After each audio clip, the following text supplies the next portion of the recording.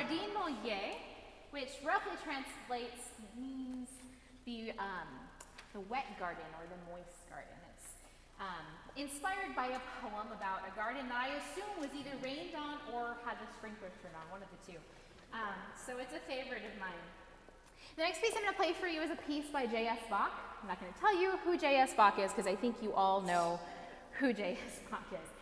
But a fact that you might not know is that he never wrote anything for harp. So of course, as harpists, you always want what you can't have. And so we have to play Bach as part of our training. Go figure. So we become really good at transcribing or taking other instruments' music and making it our own. So this is the Largo, which is the slow movement of a sonata from his third violin sonata suite. So harpists just call it the Bach Largo. I hope you enjoy it.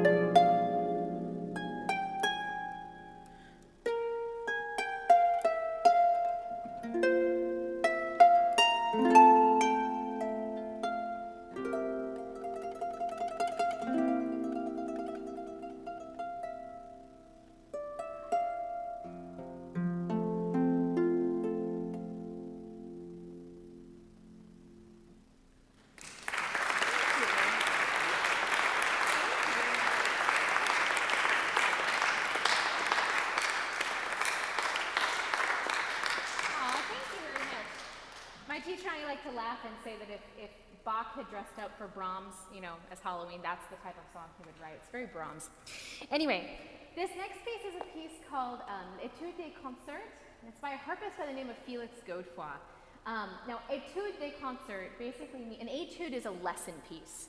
So when you're studying a specific technique or you want to learn something new, you pull out an etude.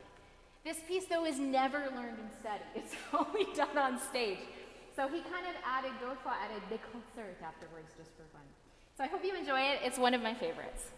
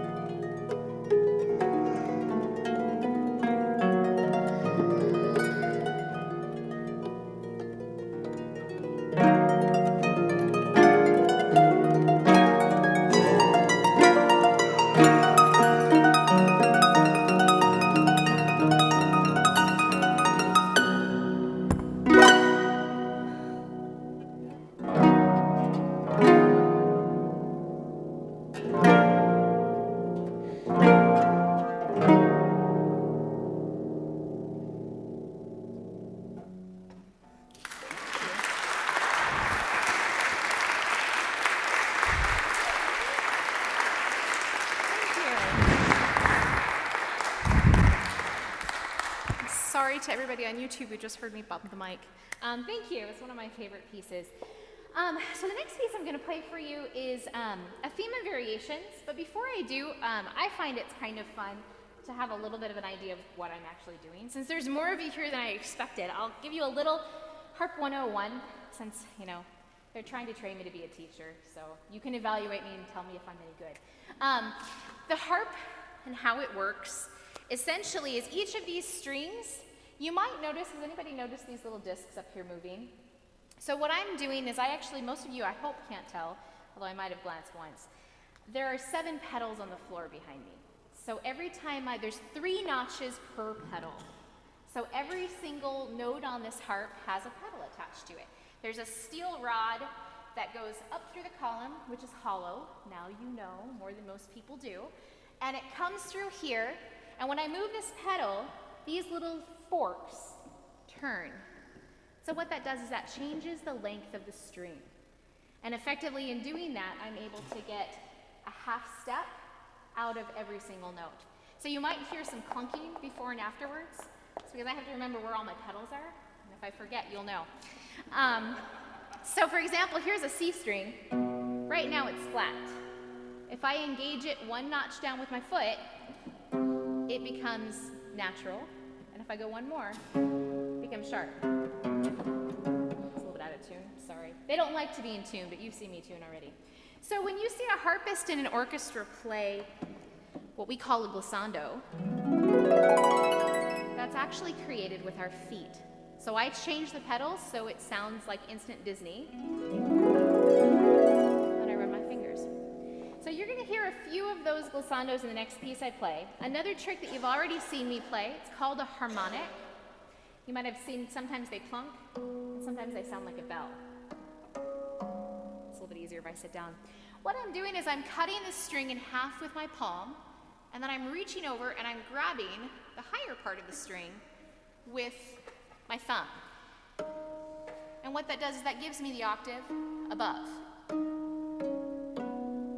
It's a little trick that harpists like to use to either sound like there's a bell going in the background or that we're fancy. One of the two. Most of the time it's because we want to be fancy. Anyway, this next piece is a theme and variation, which means you're going to hear me play a very brief little 3-line idea, musical idea by Carlos Salcedo. And then there'll be a little pause, and then I'll play a variation of that idea, and another variation of that idea. The idea, not to use the term idea a lot, but is to get progressively more creative as the piece goes on. So as you're listening, try to see if you can pick out that initial idea from the very beginning before we loop back around to the end. So this is Variations on an Ancient Theme by Carlos Salcedo.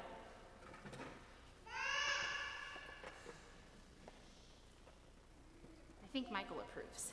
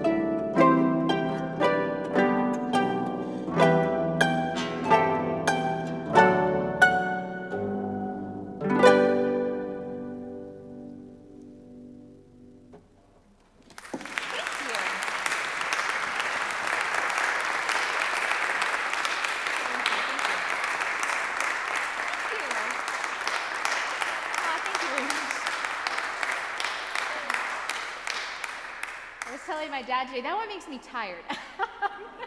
Anyway, this next piece is near and dear to my heart. I had the opportunity, some of you, I know most of you here in the room, so most of you know this already, but I had the opportunity to do my master's degree in Limerick, Ireland, which is kind of on the west coast of Ireland.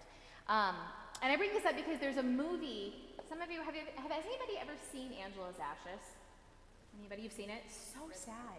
It's like, if you want to be in a, don't watch it for Valentine's Day. It's, but it's a very, very sad movie about, it's a memoir of a young man who grew up in Limerick in, the 1950s, I want to say, something like that. Anyway, so John Williams wrote the music to it, and John Williams is known for writing wonderful harp music. And so when I was living in Limerick, I often had this tune kind of lilting in my head, and so I decided to put it on my recital. When you do a doctorate in harp, or most instruments, I would argue, one of the things that they adjudicate you on, or they test you on, is your mastery of the harp world in general, I should say. So this would be considered my 20th century selection, so it's something new. But if you can, rather than picture the scenes in the movie that are so sad, see if you can picture the running Shannon River, or the swans that would come and hang out in front of my dorm room. But just wonderful scenes from Ireland. So this is The Lanes of Limerick by John Williams.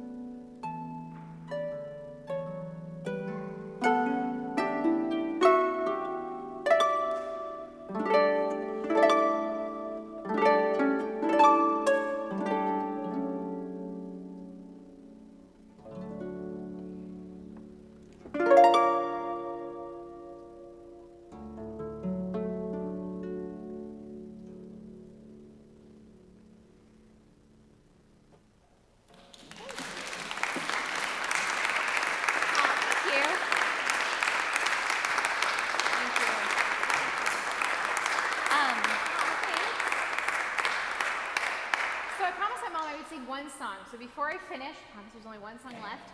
I'm going to sing one song for you, although I realized, David, you're back in the control room. Can you grab my iPad out of my briefcase and bring it here? I hear movement. He's coming. While he's bringing it, I don't know. I always kind of find it fun when I perform. I forget that not everybody has a harp in their living room. Does anybody have any fun questions they'd like to know about the harp while I'm here? Anything? I know. My briefcase, there's an iPad in it. Can you grab it for me? Yeah, that's fine. Whatever you need to do. That's fine. Right there's great. That's great. Thanks, Pat. He's really good at this. Any questions you want to know? Yeah? Who invented the harp? Okay, you know what? There are so many legends. You're asking a historian to tell you that. The oldest story that comes around is that hunters, and my teacher used to love to tell the story on stage, that hunters actually turned their bows around and played them as instruments. So that's the fun. I had an Irish teacher who used to say, well, you never know if it's fake lore or folklore. I don't know if that's true. Right? Could be fake lore, it could be folklore. But there are some traditions that think that the harps originated from a bow. The interesting thing about the harp itself and the organology or the history of it is that there is a form of harp in almost every culture around the world.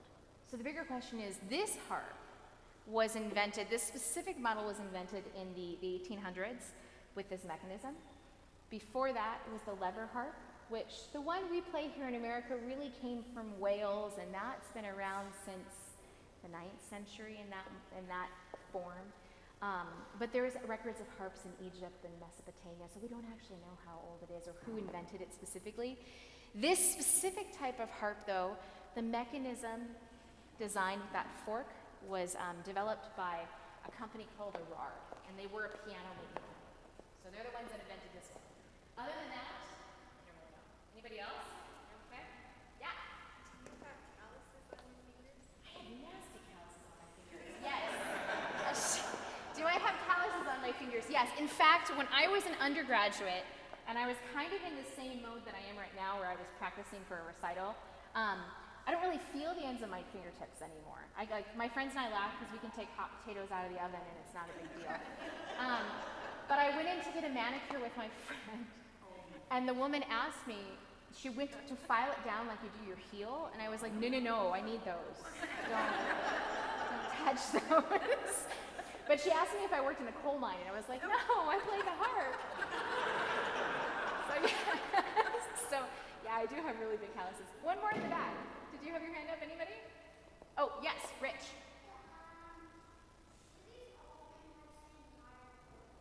What is that?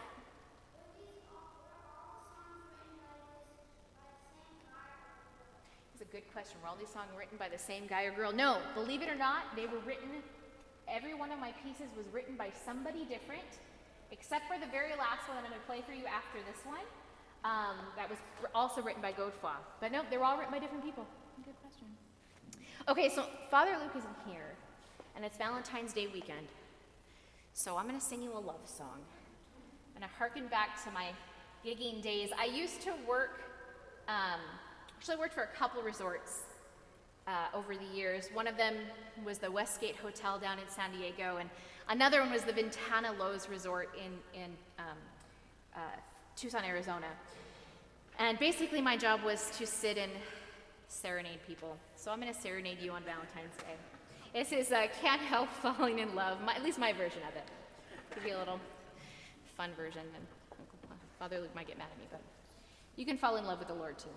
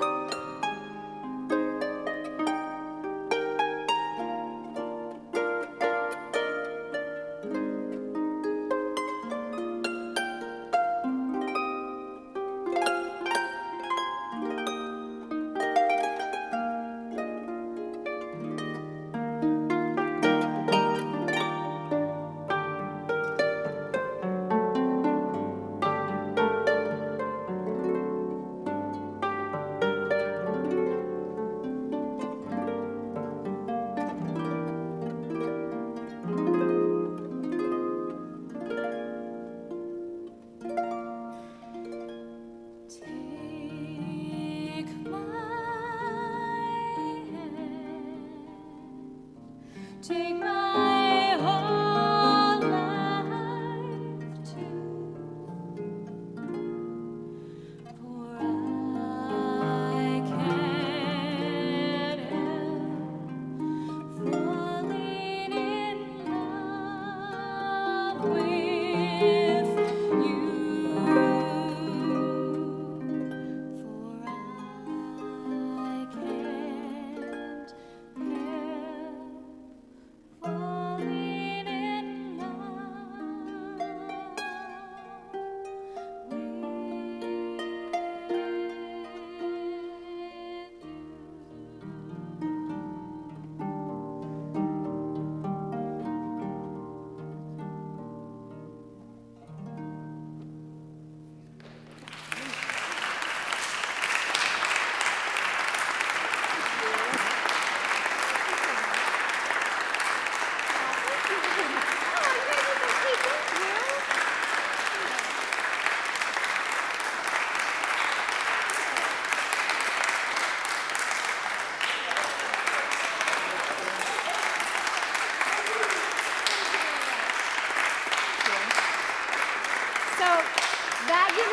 That gives me an argument to tell my teacher I need to put that on my recital, right? I have one last piece to end with, and then thank you again for staying. I really appreciate it.